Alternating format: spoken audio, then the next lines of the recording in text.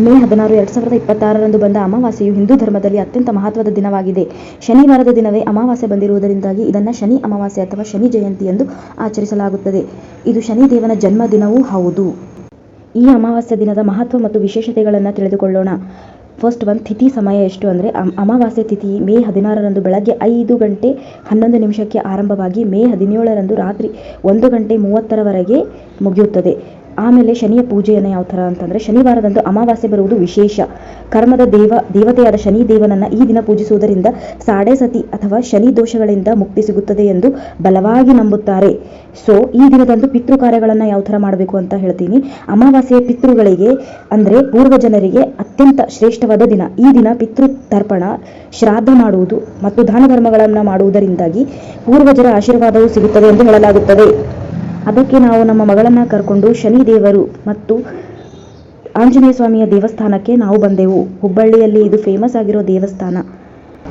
ಈ ದಿನ ನಾವು ದೀಪಾರಾಧನೆಯನ್ನು ಮಾಡಬೇಕು ಅಂತ ಬಂದಾಗ ಮುಸ್ಸಂಜೆ ಸಮಯದಲ್ಲಿ ಅರಳಿ ಮರದ ಕೆಳಗೆ ಶನಿ ದೇವನನ್ನು ನೆನೆದು ಸಾಸಿವೆ ಎಣ್ಣೆಯ ದೀಪವನ್ನು ಹಚ್ಚಿ ನಾವು ದೀಪಾರಾಧನೆಯನ್ನು ಮಾಡಬಹುದು. ಈ ದೀಪವನ್ನು ಹಚ್ಚಿಡುವಾಗ ನಾವು ಅದರಲ್ಲಿ ಒಂದಿಷ್ಟು ಕಪ್ಪು ಎಳ್ಳನ್ನು ಕೂಡ ಹಾಕಬಹುದು. ಈ ದಿನ ಅರಳಿ ಮರದ ಕೆಳಗೆ ದೀಪವನ್ನು ಹಚ್ಚಿದ ನಂತರ ಆ ಮರಕ್ಕೆ ನಾವು 7 ಬಾರಿ ಪ್ರದಕ್ಷಿಣೆಯನ್ನು ಹಾಕಬೇಕು. ಇದರಿಂದ ಶನಿ ದೋಷವನ್ನು ಕಡಿಮೆ ಮಾಡುತ್ತದೆ ಎಂದು ನಂಬಿಕೆ. ಈ ಶನಿ ಅಮಾವಾಸ್ಯೆಯು ಶನಿ ದೇವರಿಗೇ ಸಮರ್ಪಿತವಾಗಿದೆ ಎಂದು ಹೇಳಲಾಗುತ್ತದೆ. ಈ ಅಮಾವಾಸ್ಯೆಯ ದಿನದಂದು ಆಂಜನೇಯ ಸ್ವಾಮಿಯನ್ನು ಪೂಜಿಸುವುದರಿಂದಾಗಿ ಪ್ರಯೋಜನಕರವಾಗಿರುತ್ತದೆ ಎಂದು ಪರಿಗಣಿಸಲಾಗುತ್ತದೆ. ಆಂಜನೇಯ ಸ್ವಾಮಿಯನ್ನು ಪೂಜನೆ ಮಾಡುವುದರಿಂದಾಗಿ ಹನುಮಾನ್ ಚಾಲಿಸವನ್ನು ಕೂಡ ಪಠಿಸುವುದರಿಂದಾಗಿ ನಮ್ಮ ಸಾಡಸತಿಯಿಂದ ಶನಿ ದಯ್ಯದಿಂದ ಮುಕ್ತಿ ದೊರೆಯುವುದು. ಅನೇಕ ಜನರು ಶನಿ ದೋಷದಿಂದ ಅಥವಾ ಶನಿಗೆ ಸಂಬಂಧಿಸಿದ ಸಮಸ್ಯೆಗಳಿಂದ ಪರಿಹಾರವನ್ನು ಕಂಡುಕೊಳ್ಳುವುದಕ್ಕಾಗಿ ಹನುಮಂತ ಅಥವಾ ಆಂಜನೇಯ ಸ್ವಾಮಿಯ ಪೂಜೆಯನ್ನು ಮಾಡಲೇಬೇಕು ಮಾಡಿರುತ್ತಾರೆ. ಶನಿ ಅಮಾವಾಸ್ಯೆಯ ದಿನದಂದು ನೀವು ನಿಮ್ಮ ಮನೆಯ ಹತ್ತಿರ ಇರುವ ಆಂಜನೇಯ ಸ್ವಾಮಿ ಅಥವಾ ಶನಿ ದೇವರ ಮಂದಿರಕ್ಕೆ ಹೋಗಿ ಭೇಟಿ ನೀಡಬೇಕು.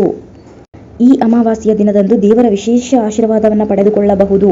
ಈ ಒಂದು ಮಂತ್ರ 108 ಬಾರಿ ಪಠಿಸಿದರೆ ನಮಗೆ ಒಳ್ಳೆಯದಾಗುತ್ತದೆ ಎಂದು ಹೇಳಲಾಗುತ್ತದೆ. ಆ ಮಂತ್ರ ಓಂ ಶಂ ಶನೇಶ್ವರಾಯ ನಮಃ.